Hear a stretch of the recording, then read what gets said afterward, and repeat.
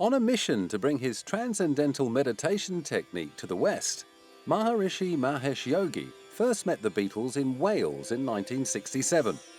All four of them took part in one of the dream-ins he'd become famous for since starting a series of world tours back in 1958. The following year, the Fab Four, along with their girlfriends and wives, set out to attend a teacher training course at the Maharishi's compound in Rishikesh, India, to study the seven-step technique and its mantras.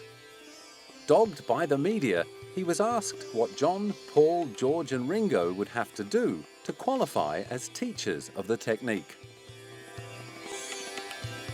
To attain this, they have to have a deep and clear experience of being.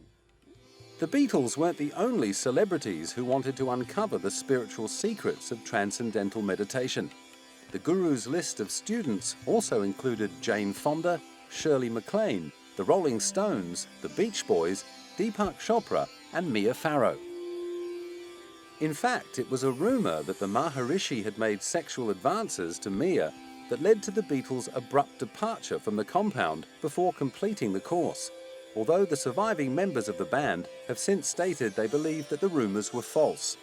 His goal to raise the consciousness of man to the highest possible level led to the formation of the Maharishi International University in California in the early 70s.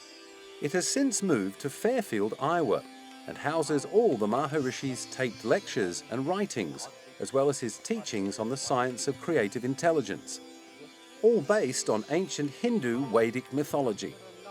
In the 1980s, his followers began demonstrating a new technique known as yogic flying, and the media were invited to film what was billed as the first North American yogic flying competition. Although experts had so far only progressed to the hopping stage, they hoped to eventually reach the next stages of hovering and direct flight. We hope to give you a glimpse today of the potential of the Maharishi technology of the unified field for creating coherence in the individual consciousness and in the whole of world consciousness as the basis for creating and establishing and maintaining a permanent state of world peace. The system was said to be aimed at reducing accidents, crime and war, and to enhance happiness between individuals and society. Maharishi even predicted that it would bring world peace in 1987.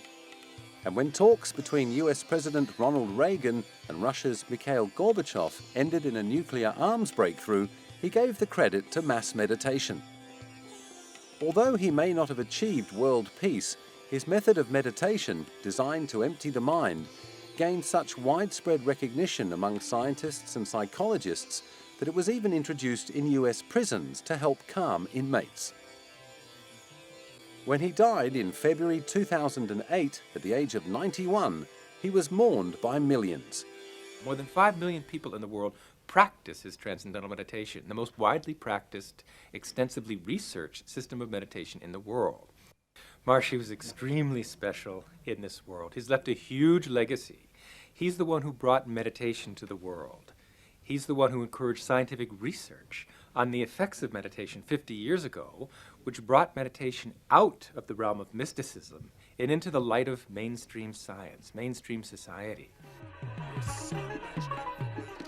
And at a news conference to promote meditation to a new generation, Ringo Starr recalled his time with Maharishi in India as a Beatle. Over 40 years ago, we ended up in Rishikesh, and that's where we met. Well, it wasn't where we met, it's where we hung out with Maharishi.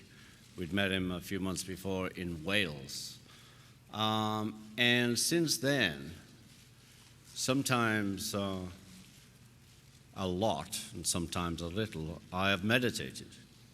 And, it's a gift he gave me, was my mantra, that's something I could use and something no one could take away. So it's one of the few things I was ever given that means that much to me.